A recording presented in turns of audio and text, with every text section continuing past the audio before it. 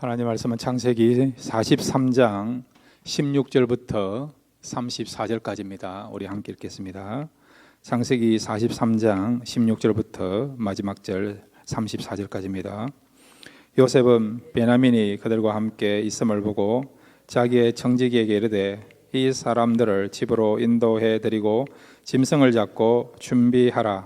이 사람들이 정오에 나와 함께 먹을 것이니라.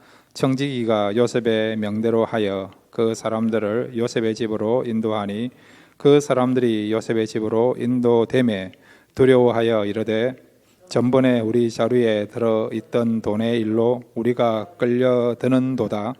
이는 우리를 억류하고 달려들어 우리를 잡아 노예로 삼고 우리의 나귀를 빼앗으려 함이로다 하고 그들이 요셉의 집 청지기에게 가까이 나아가 그 집 문 앞에서 그에게 말하여 이르되 내 주여 우리가 전번에 내려와서 양식을 사가지고 여간에 이르러 자루를 풀어본즉 각 사람의 돈이 전에 그대로 자루 아기에 있기로 우리가 도로 가져왔고 양식 살 다른 돈도 우리가 가지고 내려왔나이다. 우리의 돈을 우리 자루에 넣은 자는 누구인지 우리가 알지 못하나이다. 그가 이르되 너희는 안심하라. 두려워하지 말라. 너희 하나님 너희 아버지의 하나님이 재물을 너희 자루에 넣어 너희에게 주신 것이니라. 너희 돈은 내가 이미 받았느니라 하고 시몬을 그들에게로 이끌어내고 그들을 요셉의 집으로 인도하고 물을 주어 발을 씻게 하며 그들의 나귀에서 먹이를 주더라. 그들이 거기서 음식을 먹겠다 함을 들었으므로 예물을 정돈하고 요셉이 정오에 오기를 기다리더니 요셉이 집으로 오매 그들이 집으로 들어가서 예물을 그에게 드리고 땅에 엎드려 절하니 요셉이 그들의 안부를 물으며 이르되 너희 아버지가 너희가 말하던 그 노인이 안녕하시냐? 아직도 생존해 계시느냐? 그들이 대답하되 주의 종 우리 아버지가 평안하고 지금까지 생존하였나이다 하고 머리 숙여 절하더라. 요셉이 눈을 들어 자기 아버지의 아들 자기 동생 베냐민을 보고 이르되 너희가 내게 말하던 너희 작은 동생이 이 아이냐? 그가 또 이르되 소자여 하나님이 내게 은혜 베푸시기를 원하노라. 요셉이 아우를 사랑하는 마음이 복받쳐 급히 울 곳을 찾아 안방으로 들어가서 울고 얼굴을 씻고 나와서 그 정을 억제하고 음식을 차리라 하매 그들이 요셉에게 따로 차리고 그 형제들에게 따로 차리고 그와 함께 먹는 애굽 사람에게도 따로 차리니 애굽 사람은 히브리 사람과 같이 먹으면 부정을 입을 있음이었더라. 그들이 요셉 앞에 앉되 그들의 나이에 따라 앉히게 되니 그들이 서로 이상히 여겼더라. 요셉이 자기 음식을 그들에게 주되 베냐민에게는 다른 사람보다 5배나 주매 그들이 마심에 요셉과 함께 즐거워하였더라. 아멘. 우리 같이 기도하겠습니다. 하나님, 이 밤에 말씀 듣기를 원합니다. 말씀 들었을 때에 우리 마음의 모든 어둠들이 물러가게 해주시고 다시 한번 밝음을 얻고 또한 치유받고 회복되는 복된 시간 될 수 있도록 은혜 베풀어 주옵소서. 예수님의 이름으로 기도드렸습니다. 아멘. 할렐루야. 오늘 말씀을 통해서 하나님의 임재를 경험하고 돌아가시는 귀한 시간 되시길 바랍니다. 오늘 말씀은요, 요셉의 친형제 베냐민을 20년 만에 만나는 그런 내용이에요. 그래서 요셉과 이 베냐민의 만남을 통해서 우리에게 주시고자 하는 두 가지 교훈이 있습니다. 두 가지 교훈을 함께 생각하겠습니다. 자, 첫 번째로 한번 크게 따라해 주시기 바랍니다. 꿈은 이루어진다. 예, 그렇게 될 줄로 믿습니다. 하나님 주시는 꿈, 이걸 우리가 비전이라 하지 않습니까? 비전은 반드시 이루어지게 되어 있습니다. 우리가 때로는 꿈을 꾸야 꿈이 이루어지지 않습니까? 그런데 어떤 경우는 우리가요, 꿈은 이루어지지만은 또 어떤 경우는 꿈은 꿈으로 끝난다라고 꿈에 대해서 비관적인 생각하는 경우 있지 않습니까? 자, 그런데 여러분, 하나님이 주시는 꿈, 또 하나님의 은혜 가운데서 받은 꿈들은요, 이루어지게 되어 있습니다. 그래서 하나님 주시는 꿈, 또 하나님께서 이루어 가시는 꿈을 우리가 비전이라 하거든요. 그래서 이 비전은 이루어 갑니다. 오늘 요셉이요, 이 베냐민을 만남을 통해서 하나님이 그에게 주신 꿈이 이루어진 것을 우리에게 보여주고 있고, 그 다음에 베냐민을 지금 애국까지 하나님께서 이끌어 가신 이유는 뭐냐? 그 이유는 하나님께서 요셉에게 주신 그 꿈이 이루어진다, 즉 하나님의 비전이 이루어진다, 그것을 말씀하시고자 지금 베냐민을 아버지의 집에서 애국까지 인도하시게 된 것입니다. 자, 오늘 성경 여러분, 창세기 43장 26절을 함께 읽겠습니다. 시작. 요셉의 집으로 오매 그들이 집으로 들어가서 예물을 그에게 드리고 땅에 엎드려 절하니. 아멘. 지금 누가 누구에게 절하고 있습니까? 요셉의 11 형제들이요. 시몬도 지금 감옥에서 나와가지고 애굽에 내려와 있는 형제들과 합세했어.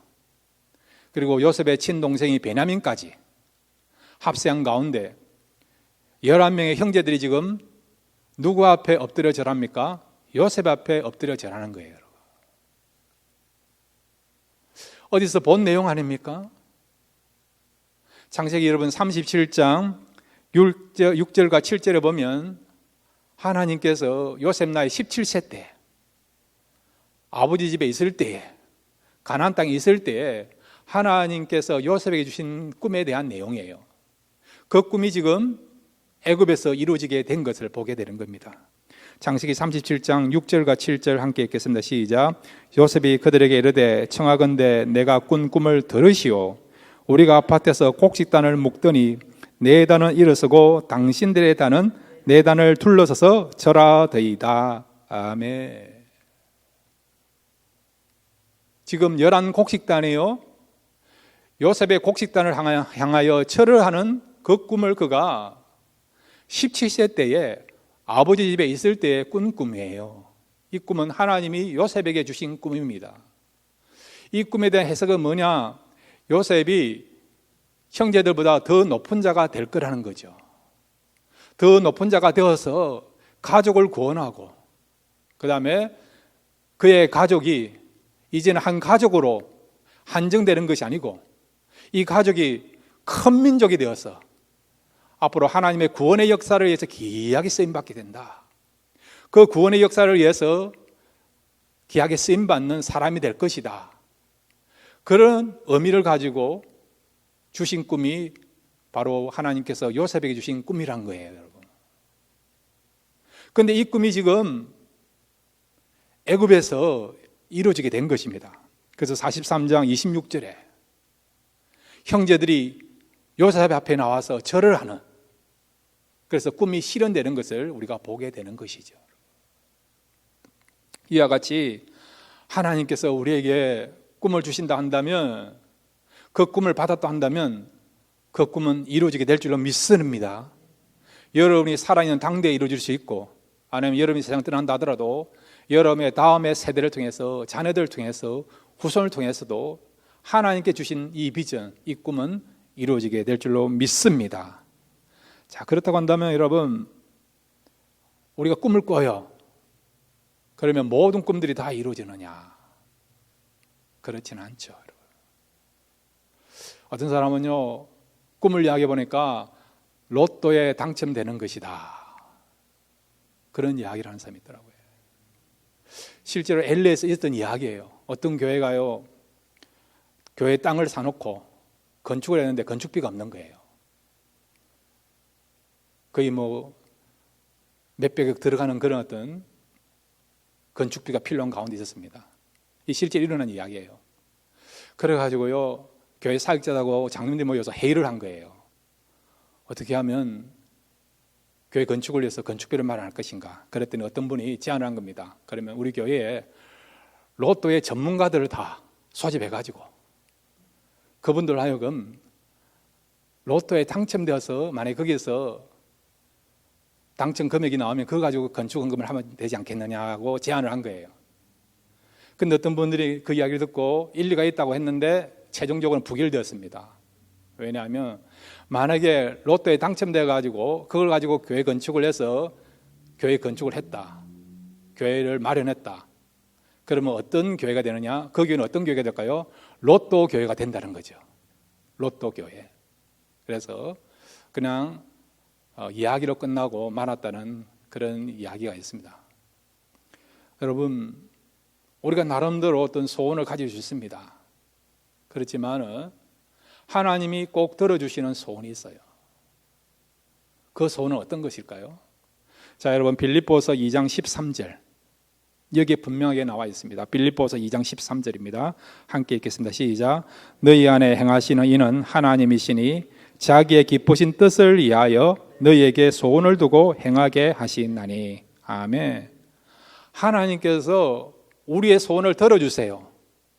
우리의 꿈을 이루어 주십니다. 그런데 어떤 소원, 어떤 꿈이냐? 이게 보면 자기의 기쁘신 뜻을 위하여. 자기의 기쁘신 뜻이 뭐냐? 한번 따라해 주시기 바랍니다. 거룩한 소원이다. 예, 거룩한 소원은 하나님께서 이루어진다는 거예요. 거룩한 꿈은 이루어진다는 겁니다. 그러니까 여러분, 꿈을 꾸시길 바랍니다. 꿈을 꿔야 여러분 꿈이 실현되는 거 아닙니까? 애를 써야만이 애를 낳는 것처럼 우리가 꿈을 꿔야만이 꿈이 이루어지는데, 어떤 꿈을 꿔야 된다고요? 거룩한 소원을 가지고, 그런 내용을 가지고 꿈을 꿔야 된다는 겁니다. 이 거룩한 소원이란 것은 다양한 게 있어요. 복음 전하는 것도 있고, 영혼을 사랑하고 섬기는 일도 있고, 하나님의 일을 감당하는 것도 되고, 그 다음에 여러분 사랑을 실천하는 것도 있고, 사람을 회복하는 일에 우리가 귀하게 쓰임받는 그런 내용도 있고, 자녀들을 우리가 또 다음 세대를 위해서 말씀으로 잘 양육하는 이 모든 것들이 뭐랄까요? 거룩한 소원에 해당된다는 겁니다. 자, 로마서 1장 15절에 보면 사도 바울의 소원이 나와 있습니다. 로마서 1장 15절입니다. 시작. 그러므로 나는 할 수 있는 대로 로마에 있는 너희에게도 복음 전하기를 원하노라. 아멘. 사도 바울은 지금 고린도에서요, 다음 사역을 준비하면서 기도하면서 하나님 앞에서 지금 거룩한 소원을 가졌습니다. 거룩한 꿈을 가졌습니다. 그 꿈은 뭐냐? 로마에 가서 복음을 전하는 겁니다. 이미 로마에는 복음이 전파되었어요. 교회가 세워졌습니다. 그럼에도 사도 바울은 왜 로마에 가기를 원했습니까? 로마가 그 당시 세계에서 가장 중심 도시니까, 가장 발달한 도시니까 그곳에 한번 방문하고 싶은 그런 마음 가지고 로마에 가기를 원한다고 이야기했습니까? 그게 아니죠. 아직도 로마에 복음을 들어야 될 사람이 있고, 특별히 황제 시대라고 하는 귀족층들이 있어요. 그들이 복음화가 되어야만이 로마 전체가 복음화 될 수 있는 그런 상황이었습니다. 그래서 하나님은 이 사도 바울의 그 소원을 들어주셔서 어떻게 했었겠습니까? 사도행전 28장 16절에 보면 사도 바울의 소원이 어떻게 이루어지는가를 우리가 살펴보도록 하겠습니다. 사도행전 28장 16절입니다. 시작. 우리가 로마에 들어가니 바울에게는 자기를 지키는 한 군인과 함께 따로 있게 허락하더라. 아멘. 내가 복음을 전하기를 원한다는 거죠. 로마에 가서도 복음 전하기를 원한다는 겁니다. 아직 복음을 들어야 될 사람이 있다는 것이죠. 또 로마에 가서 해야 될 일이 있다는 것입니다. 이런 거룩한 목적을 가지고, 소원을 가지고 내가 로마에 들어가기를 원한다라고 그렇게 소원을 가졌더니 그 소원대로 사도 바울이요 로마에 가서 복음을 전하는 역사가 일어나게 된 것입니다. 여러분, 한국의 천안에 가면 제일 유명한 게 뭐죠? 호두과자죠. 이 호두과자를 제일 먼저 시작하신 분이 누구냐 아십니까? 신복순 근사님이에요. 신복순 근사님. 이분이요 2칸 되는 조그만 가게에서 호두과자를 시작했습니다. 그때 목적이 뭐냐? 하나님, 이 사업장을 축복하시면 대한민국에 50교회 교회를 세우겠습니다. 그런 목적 가지고 호두과자를 시작했는데, 하나님께서 그 거룩한 소원을 기쁘게 받아주셔서 이 호두과자가요 천안의 명물이 아니고 대한민국의 명물이 되는, 대한민국 모든 사람이라고 한다면 다 알 수 있는 그런 기업으로 그런 상품으로 만들어 가신 것이죠. 제가 2017년도에 한국을 방문했는데 놀라운 것은 가는 역마다요 천안의 그 명물 호두과자를 팔더라고요. 옛날에는 통일로나 여러분 그 새마을호 타면 역 안에서만 살 수 있는데, 기차 안에서만 살 수 있는데, 이제는 가는 곳마다 역마다요 다 있더라고요, 여러분. 그러니까 비록 두 칸으로 시작했지만은 거룩한 소원을 가지고 기도하면서 비즈니스를 시작했더니 하나님께서 그것을 받아주셔서 정말 그 비즈니스가 확장되게 하셔서 복음을 전하게 되고 교회를 세우는 그런 통로로 사용하신 것을 우리가 깨닫게 되고 또한 체험하게 되는 겁니다. 이와 같이 여러분 남은 생에 거룩한 소원을 가지시기를 바랍니다. 그러면 하나님께서 그 거룩한 소원을 받아주셔서 연락하셔서 그 소원이 이루어지는 역사가 일어나게 될 줄로 믿습니다. 두 번째로 여러분, 오늘 이 요셉과 베냐민 만남을 통해서 우리 주시고자 하는 교훈이 있습니다. 한번 따라해 주시기 바랍니다. 하나됨을 위해 노력해야 한다. 예. 공동체에 제일 중요한 건 뭡니까? 하나됨 아닙니까? 여러분, 교회의 생명은요 하나됨입니다. 하나됨. 가정의 생명도 여러분 하나됨이 하나됨. 여러분, 능력보다 실력보다 일보다 더 중요한 게 뭡니까? 하나됨이 하나됨. 그래서 여러분 하나됨을 위해서 힘써 지키기를 바랍니다. 오늘 본문을 보면 요셉은 이 가족들이, 형제들이 하나 되기를 바라는 그런 간절한 마음을 가지고 최선을 다하는 것을, 노력하는 것을 우리가 발견할 수 있습니다. 창세기 43장 우리 31절과 32절 함께 읽겠습니다. 시작. 얼굴을 씻고 나와서 거정을 억제하고 음식을 차리라 하매 그들이 요셉에게 따로 차리고 그 형제들에게 따로 차리고 그와 함께 먹는 애굽 사람에게도 따로 차리니 애굽 사람은 히브리 사람과 같이 먹으면 부정을 입었음이었더라. 아멘. 요셉의 형제들이 지금 요셉의 집에 초대되어서 요셉과 함께 식사하는 내용이에요. 요셉이 왜 형제들을 자기 집에 불러서 지금 같이 식사를 하고 있을까요? 왜 이런 일을 하고 있을까요? 그냥 만나자마자 내가 요셉입니다라고 이야기할 수 있는 거 아닙니까? 근데 요셉은 지금 그 이야기는, 그 과정은 나중에 이야기하고 먼저 형제들을 자기 집에 초대해서 함께 식사를 하고 있는 거죠. 왜 그럴까요? 바로 하나됨을 위하여서.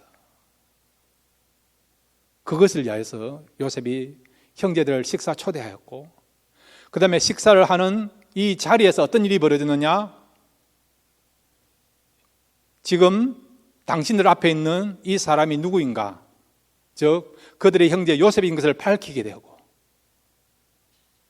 그리고 서로 화해하게 되고 용납하게 되고 하나 되는 역사가 일어나게 되는 것을 보게 되는 것입니다. 여러분, 하나됨이 얼마나 중요합니까? 얼마나 중요하면 우리가 이런 이야기를 하지 않습니까? 뭉치면 살고 흩어지면 죽는다. 뭉치면 승리하고 흩어지면 패한다. 그런 이야기를 하지 않습니까? 공동체를 생활하다 보면 여러분, 하나됨이 있을 때에 기쁘고 즐겁고 식사하더라 편하고 그렇지 않습니까?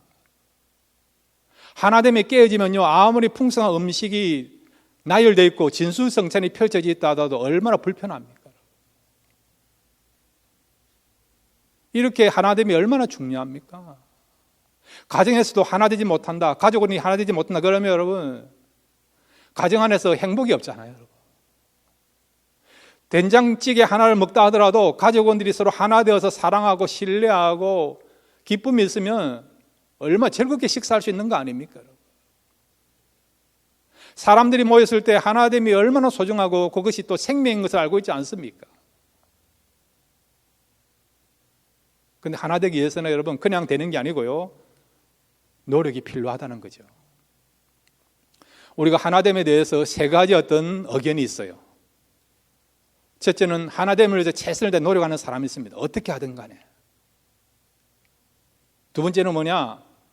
하나 되더라도 자기 중심으로 하나 되어야 된다고 생각하는 사람이 있어요. 자기가 원하는 대로, 자기가 바라는 방향대로, 자기가 중심이 되어서 하나 되기를 바라는 그런 생각이 있습니다. 세 번째는 뭐냐? 하나 되는 게 중요하지 않아요. 하나 되는 것보다도 내가 원하는 것을 이루기를 바라는 그런 생각 가지고 생활하는 사람이 있습니다. 오늘 본문에 나타난 요셉은 그렇지 않습니다. 그는 지금 애굽의 인자예요, 여러분. 형제들을 죽일 수도 있고 살릴 수 있는, 감옥에 집어넣을 수도 있고 노예로 팔 수도 있는 그런 권력을 갖고 있는 사람입니다. 그럼에도 불구하고 요셉은 형제들을 어떻게 대합니까? 그들의 잘못을 용서하고 용납하고 있는 것을 보게 되죠. 우리가 하나 되기 위해서는 두 가지를 하셔야 됩니다. 첫 번째로 한번 따라해 주시기 바랍니다. 성령 안에서 하나 되어야 한다. 이 말은 여러분, 성령님이 도와주시고 역사하실 때에 생각이 다르고 가치관이 다르고 삶의 모습이 다르고 보는 시선이 달라진다 하더라도, 수십 명, 수백 명, 수천 명이 모인다 하더라도 성령 안에서 성령이 도와주시면 얼마든지 하나 될 수 있다는 거죠. 그래서 여러분, 에베소 4장 3절 이렇게 말씀하고 있습니다. 함께 읽겠습니다. 시작. 평안이 매는 줄로 성령이 하나 되게 하신 것을 힘써 지켜라. 아멘. 누가 하나 되게 하셨다고요? 성령께서. 다양한 사람이 모였지만은, 다양한 어떤 백그라운드를 가진 사람이 모였지만은, 다양한 그런 가치관, 중심을 갖고 있는 사람들이 모였지만은, 그럼에도 불구하고 성령이 하나 되게 하시면, 성령께서 각자 속에서 역사하시면 얼마든지 그 교회와 그 가정과 공동체는 하나 될 수 있다는 거예요. 그러니까 우리 능력으로 하나 되는 것은 힘들지 않습니까? 예배에 대해서 사람들이 다 생각이 달라요. 성경에 대해서도 사람들이 생각이 달라요. 교회 봉사하는 것도 사람들이 다 생각이 달라요. 어떤 데는 친교하는 거 가지고 달라요. 선교에 대해서 달라요. 선교는 이렇게 해야 된다. 사람들이 다 생각이 달라요, 여러분. 그런데 여러분, 이렇게 생각이 다른데 어떻게 하나 되게 하십니까? 성령께서 역사하시면 다양해도 하나 되게 할 수 있다는 겁니다, 여러분. 그래서 날마다 기도하십시오. 하나님, 성령께서 한 사람 한 사람을 묶어주시고 역사해 주셔서 하나 되게 해달라고. 그렇게 기도할 때에, 또 그렇게 소망할 때에 우리 교회가 계속해서 주님 오시는 그날까지 하나 되는 그런 교회가 될 줄로 믿습니다. 두 번째는 여러분, 하나 되기 위해서는 이것이 필요합니다. 한번 따라해 주시기 바랍니다. 용납과 용서가 필요하다. 예, 그렇습니다. 용납하고 용서가 필요한 거예요. 이단을 용납하다는 게 아니에요. 비진리를 용납하라는 게 아닙니다. 혹시라도 허물이 있다 하더라도 우리가 용서하고 용납해야 된다는 것이죠. 그렇게 할 때 어떤 일이 벌어진다고요? 하나 될 수 있다는 거죠. 끝까지 용납하지 않고 용서하지 않고 그러면 어찌 되느냐? 그것이 하간에도 언젠가는요 나눠집니다. 나눠져요. 마음이 나눠지면 여러분 삶이 나눠지는 겁니다. 여러분. 용납하고 용서할 때 하나 될 수 있는 것입니다. 요셉은 상처받은 사람이죠. 형제로부터 죽을 고비를 넘긴 사람 아닙니까? 그런데 요셉이 오늘 본문에 보면 형제들을 용서하고 용납하는 것을 보게 됐죠. 그 결과로 말미암아 형제들이 하나 되지 않습니까? 이 요셉의 형제들은 부모가 똑같습니까? 아버지는 똑같지만 어머니가 똑같습니까? 다릅니까? 다르지 않습니까? 네 사람의 어머니를 통해서 요셉의 형제들이 나온 거예요. 요셉의 여러분, 이 12명의 형제도 세 부류로 나눠지죠. 레아가 낳은 6명의 아들들과 그 다음에 빌하와 실바에서 나온 4명의 형제들, 그리고 라헬이 낳은 요셉과 베냐민, 세 부류로 나눌 수 있어요. 여러분. 얼마든지 하나 되지 못하고 갈등이, 분쟁이 존재하는 그런 형제의 사이입니다. 그런 가정이에요, 여러분. 그런데 요셉은 이걸 알기 때문에 형제가 하나 되게 하여서 얼마나 노력합니까? 그리고 그 형제들이 요셉에게 얼마나 나쁜 짓을 했습니까? 얼마나 큰 상처와 아픔을 주었습니까? 그럼에도 불구하고 요셉은 그것을 용서하지 않습니까? 창세기 45장 4절과 5절을 같이 읽겠습니다. 함께 읽겠습니다. 시작. 요셉이 형들에게 이르되 내게로 가까이 오셔서 그들이 가까이 가니 이르되 나는 당신들의 아우 요셉이니 당신들이 애굽의 판자라.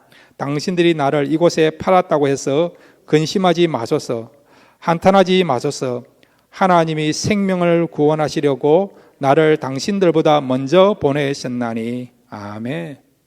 용서하고 용납하지 않습니까? 애굽의 2인자인 요셉이 지금 내가 바로 요셉입니다. 그러니까 형들이 짜면 아이고 죽었다. 끝났다. 한숨이 나올 수밖에 없는 그런 상황 아닙니까? 우리가 망했다. 얼마든지 요셉이 보복하면 당할 수밖에 없는 그런 상황 아닙니까? 자기들이 요셉한테 잘못한 거 늘 기억하고 있지 않습니까? 그런데 요셉을 만난 거예요. 이 요셉이 보통 요셉이 아니죠. 애굽의 국무총리가 된 겁니다, 여러분. 그러니 죽었다고 생각한 것이죠. 근데 요셉이 뭐라고 이야기합니까? 두려워하지 말라고요. 한탄하지 말라고. 걱정하지 말라고 안심하지 않습니까? 위로하지 않습니까? 평안함을 주지 않습니까? 이미 하나님께서 나의 마음을 만지셨기 때문에, 내가 다 치유되었기 때문에 절대로 형님들에 대해서 보복하지 않고, 그리고 당신들을 내가 품고 사랑합니다라고, 나는 이미 당신들의 잘못에 대해서 용납할 수 있는, 품을 수 있는 그런 사람이 되었다는 것을 고백하고 있지 않습니까? 이런 이야기를 듣고 형제들의 관계가 어떻게 됩니까? 자, 여러분, 창세기 45장 15절입니다. 함께 읽겠습니다. 시작. 요셉이 또 형들과 입맞추며 앉고 우니 형들이 그제서야 요셉과 말하니라. 아멘. 어디서 본 장면이죠? 어디서 본 장면입니까? 야곱과 여러분 에서의 모습에서 본 거죠. 20년 만에 야곱이 고향으로 돌아왔을 때 에서를 만나지 않습니까? 그때 어떻게 합니까? 서로 부둥켜 안고 울고 입 맞추고 화해하고 용서하는 그 장면이 지금 요셉과 그의 형제들과의 관계 속에서 만남 속에 이루어지게 된 것이죠.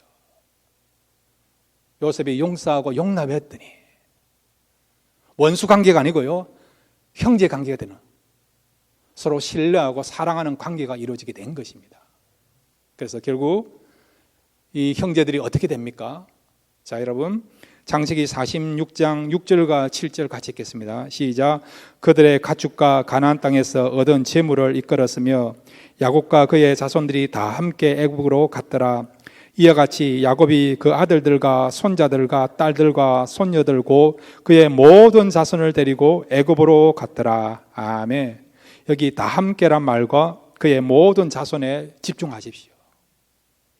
모든 형제들, 야곱에 속해 있는 모든 사람들이 하나도 빠지지 않고 어떻게 해요? 애굽으로 내려가게 된 거예요. 애굽에서 한 곳에서 함께 요셉과 더불어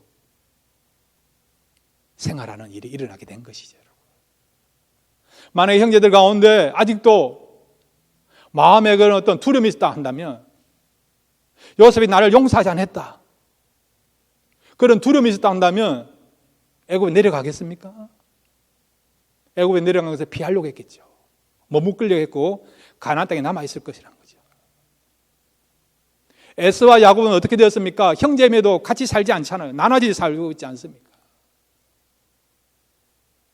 아니, 두 형제도 한 곳에 살지 못하는데 여러분, 12명의 아들들이라면 얼마든지 나눠 살 수 있는 거 아닙니까? 여러분? 그런데도 여러분, 요셉이 그의 형제들에 의해서 용서하고 용납했다는 것, 그 결과로 말미암아 이 형제들이 하나됨이라는 것을 확인하게 되니까